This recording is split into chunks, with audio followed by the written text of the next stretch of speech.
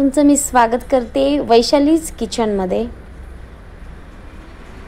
तर आज काही खास होतं का, तर मी कणिक वगैरे लावून ठेवली होती, पण बाहेर पाऊस पडत होता आणि आमच्या यांना जायचं होतं बाहेर। तर म्हटलं चमचमीत त्यांना नाश्ता काहीतरी बनवून देऊ, म्हणून मटकीची उसळ बनवायला घेतली। तर बघा, मी इथं कढई गरम केली आहे। आता तेल पण टाकलं आहे, मी हे मोठे 2 चमचे टाकलेले आहेत। त्याच्यात थोडीशी राई म्हणजे मोहरी अर्थातच। तर ती तडती बघा मस्त तडतडली की आता टाकते मी जिऱ्याचा तडका। तर आपलं जिरंही चांगलं खमंग वासामध्ये भाजून निघालेलं आहे, तळून निघालेलं आहे सॉरी। आता टाकते मी लसूण, हे 4 पाकळ्या आहेत मोठ्या मोठ्या, त्या लसणाच्या पाकळ्या मी घेतल्या आहेत। आणि थोडंसं आलं पण टाकलेलं आहे, कारण यांना आवडतो आल्याचा स्वाद कशातही। तर तुम्ही पण सांगा कोणत्या कोणत्या भाजीमध्ये तुम्ही आलं वापरता प्लीज। आणि माझ्या चॅनलला सबस्क्राईब करा, शेअर करा आणि व्ह्यूज पण भरपूर येऊ द्या। तर आता मी कांदा टाकलेला आहे 1 मोठा बारीक चॉप करून। छान गोल्डन रंग येईपर्यंत आपण त्याला फ्राय करायचं आहे। आता घेतला आहे आपला टोमॅटो। टोमॅटोशिवाय कोणती भाजी आमच्या घरात बनतच नाही। प्रत्येक भाजीमध्ये किंवा उसळ असेल किंवा अदर काही, त्याच्यामध्ये टोमॅटो हवाच। पोहे असतील, तुमच्याही घरात कोण कोण टोमॅटो प्रत्येक ह्याच्यामध्ये वापरतं ते मला नक्की कमेंट करून सांगा। तर आता याला आपण छान मिक्स करूया, तेलात फ्राय करून घेऊया।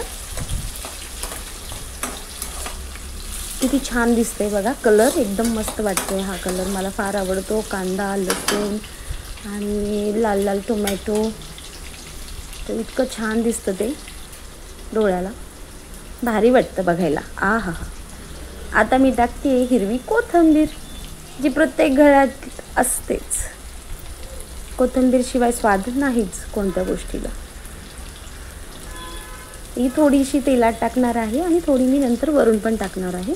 तेलात टाकली तर तिचा स्वाद आणखीनच छान लागतो। तर हे सगळं मी आता एकत्र करून घेते 2 मिनिटं। आता मी मटकी आधी या सर्व जिन्सांसोबत मटकी भाजून घेणार आहे।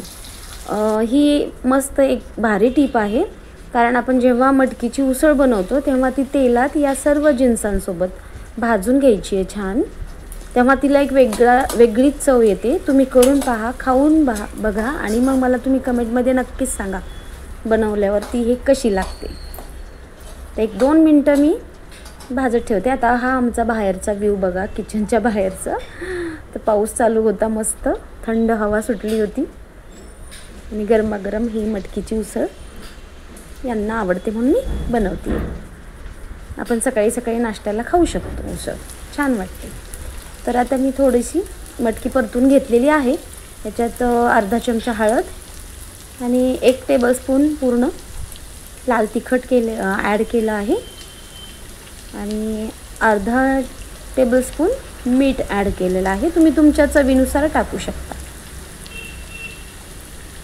आणि थोडंसं मी गॅस मोठा करून आता त्यांना स्टर करते।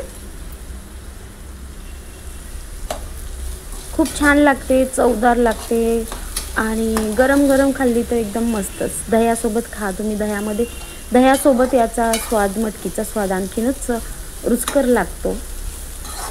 तर हे मी गॅस आता सिमवरती केलेला आहे आणि या सगळ्या लाल तिखट वगैरे मसाला कोणताही ॲड केलेला नाही मी। या सगळ्यामध्ये मी आता ही मटकी 5 ते 10 मिनटं वाफवून घेणार आहे छान। आणि वाफवून घेतल्यानंतर मग रेडी आहे आपल्याला खायला। आहा, मस्त वास येतो आहे, अगदी छान वाटत आहे। तर बघा, मी अशा पद्धतीने ही मटकी पूर्ण वाफवून घेतली आहे आणि वरून थोडीशी आपली कोथिंबीर ती टाकायला विसरू नका। आहा, एकच नंबर. तर आता मी हे सर्व करते, प्लेटिंग करून घेते. गॅस केला मी ऑफ. आता मटकी काढते प्लेटमध्ये. सकाळी सकाळी 5 मिनिटात रेडी होणारी मटकी असं नाव दिलं तरी चालेल. आणि खायलाही रुचकर लागते. दह्यासोबत खा किंवा लिंबू वरतून पिळून खावा, खूपच छान. जसं तुम्हाला आवडेल तसं तुम्ही याला खाऊ शकता किंवा गरम गरम चपाती बनवा, चपातीसोबतही खाऊ शकता. अगदी उत्तम लागते.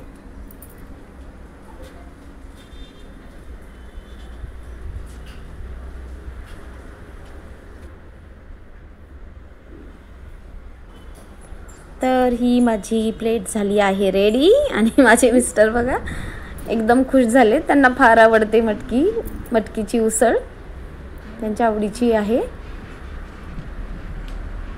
ते आता खाऊन बघतायत, त्यांना आवडलेली आहे.